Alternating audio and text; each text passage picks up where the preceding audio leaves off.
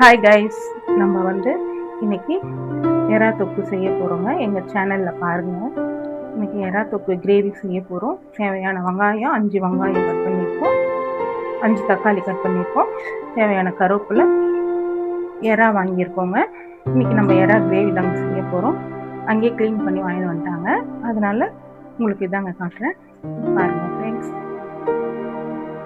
நீங்கள் சேனலை பாருங்கள், நல்லா இருக்குன்னு லைக் பண்ணுங்கள், ஷேர் பண்ணுங்கள். நீங்கள் கமெண்ட் பண்ணிங்கன்னா உங்களுக்கு நான் மெசேஜ் கூட பண்ணுவேன் ஃப்ரெண்ட்ஸ். எப்படி இருக்குது எங்கள் சமையலுன்ட்டு நீங்கள் சொல்லணும். இப்போ நம்ம கடாயில் எண்ணெய் ஊற்றிருக்கோம், தேவையான எண்ணெய், சூடு ஏறட்டும். இஞ்சி பூண்டு அரைச்சி வச்சுருக்கோம் ஃப்ரெண்ட்ஸ், தேவையானது. இப்போ நம்ம எறா தொக்கு செய்ய போகிறோம். ஈஸி தாங்க, கஷ்டம்லாம் எதுவும் இல்லை. தேவையான கடுகு போட்டுக்கிறோங்க. நமக்கு கடுகு பொரியணும், புரிஞ்சிருச்சிங்க. கடுகு பொரிஞ்சதுக்கப்புறம் இப்போ நம்ம வெங்காயம் போட போகிறோங்க. வெங்காயம், கருவேப்பிலை அதெல்லாம் போட போகிறோங்க. போட்டு கொஞ்சம் நேரம் வதங்கணும். இப்போ நம்ம வெங்காயம் எல்லாம் போட்டு வதக்கிட்டோங்க, போட்டிருக்கோம். இப்போ வதங்குது. அதுக்கு கொஞ்சம் உப்பு போட்டோம்னா சீக்கிரம் வதங்கும், அதனால் உப்பு போட்டிருக்கோங்க. தேவையான உப்பு கொஞ்சம் போட்டிருக்கோம். இது வதங்கினதுக்கப்புறம் நம்ம கிரேவிக்கு எவ்வளோ உப்பு தேவையோ அது அதுக்கப்புறம் கூட போட்டுக்கலாங்க. இப்போ இது வதங்குற வரைக்கும் கொஞ்சம் நேரம் நம்ம வெயிட் பண்ணலாம். எறா தொக்கு உடம்புக்கெல்லாம் நல்லதுங்க. பசங்களுக்கெல்லாம் நம்ம எறாலாம் வாங்கி சமைச்சு கொடுத்தா அவ்வளோ நல்லதுங்க. பிள்ளைங்க இதை விரும்பி சாப்பிடுவாங்க. நீங்கள் பசங்களுக்கு வீட்டில் எல்லாருக்கும் செஞ்சு கொடுங்க, சூப்பராக சாப்பிடுவாங்க ஃப்ரெண்ட்ஸ். சாப்பிட்டு பார்த்துட்டு எல்லாம் வாவ் சூப்பராக இருக்குமா அப்படின்னு சொல்லுவாங்க ஃப்ரெண்ட்ஸ். நீங்களும் அதே மாதிரி பண்ணி பாருங்க. நம்ம எறா கழுவி மஞ்சள் தூள் போட்டு வச்சுருக்கோங்க. நல்லா 6 வாட்டி கழுவணுங்க.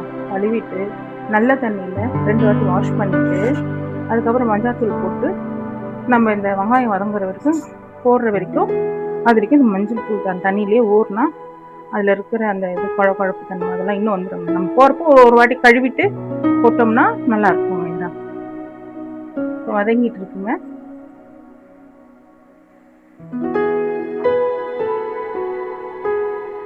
வதங்கிட்டு இருக்குங்க. நாஸ்டிக் கடாயில் நம்ம சமைச்சோம்னா அடி பிடிக்காது, செய்ய நல்லா கிரேவியாக வந்துடுங்க. நம்ம உப்பு போட்டு வதக்கிறதுனால இது பாருங்க கொஞ்சம் கலர் மாறி இருக்கு, இன்னும் கொஞ்சம் கலர் மாறணுங்க. எறா தொக்குக்கு சைடிஸ் எங்கள் வீட்டில் முட்டை வைக்குது. இப்போ வெங்காயம் நல்லா வதங்கிடுச்சுங்க. இப்போ ப்ரௌனிஷ் ஆனதுக்கப்புறம் இப்போ நம்ம தக்காளி போடுறோம். அதே மாதிரி தக்காளியும் நல்லா வதங்கணும்.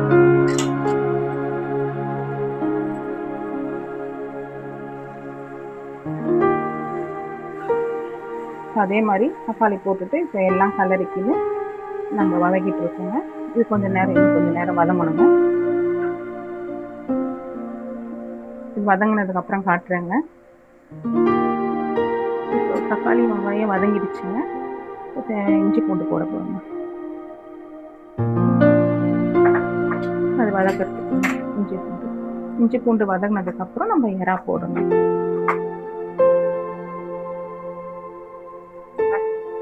இஞ்சி பூண்டு வதங்கிடுச்சு. இப்போ நம்ம எறா போட போகிறோங்க. எறா போட்டு கொஞ்சம் நேரம் வதக்க போகிறோங்க.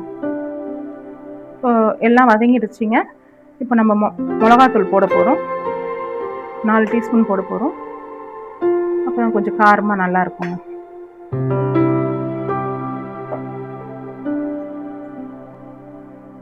இப்போ மஞ்சத்தூள் போடுறோங்க தேவையானது. இப்போ எல்லாம் வதங்கிடுச்சுங்க. இப்போ நம்ம தேவையான தண்ணி ஊற்றுறோங்க. அந்த எறா நனைகிற அளவுக்கு தண்ணி ஊற்றிட்டோம்னா இந்த தண்ணி சுண்டுறதுக்கும் வெயிட் பண்ணணும். தட்டு போட்டு கொஞ்சம் நேரம் மூடினா கொஞ்சம் அதிலே வெந்துடுங்க. இப்போ கிரேவியாக சுண்டுட்டு வருதுங்க. இப்போ இன்னும் கொஞ்சம் இருந்துச்சுன்னா நல்லா இருக்குங்க. எறா தொக்கு கிரேவி ரெடி ஆகிடுங்க. இன்னும் கொஞ்சம் சுண்டணும்.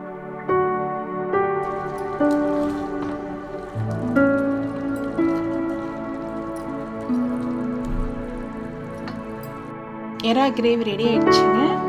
பார்க்கலாம்.